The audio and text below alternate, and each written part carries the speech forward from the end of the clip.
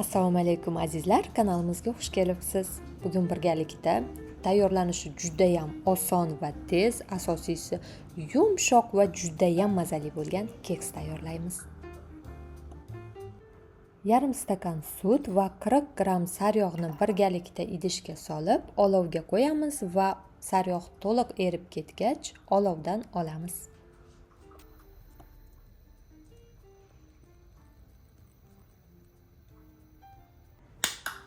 2 dona tuxum, 1 stakan shakar, 1 osh qoshiq ya'ni 1 paket vanillinni birgalikda tuxum oppoq ko'rinishga kelgunga qadar aralashtirib olamiz.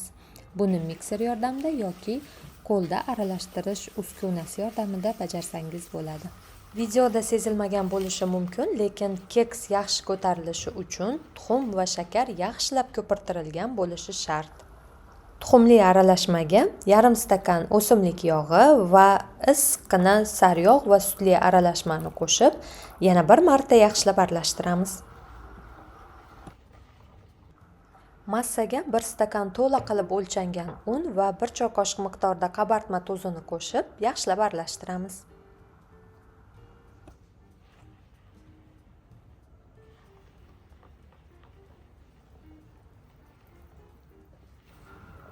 Tayyor massa shunaqa suyuq holatda bo'ladi. Kichkinaroq o'lchamdagi keks qolipini olamiz. Ushbu videoda 24 ga 13 o'lchamidagi qolip ishlatilgan. Uni yog'lab, unlab, massani solishga tayyorlab olamiz.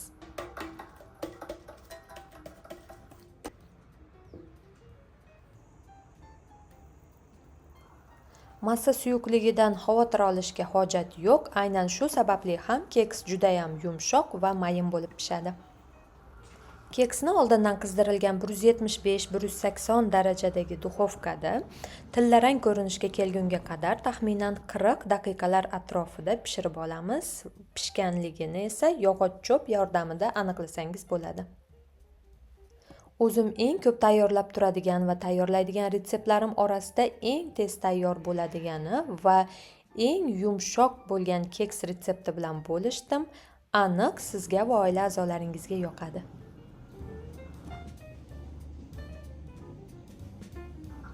E'tiboringiz uchun tashakkur. Kanalimizda qoling, obuna bo'lishni, yoqtirish tugmachasini bosishni va do'stlaringizga ulashishni unutmang.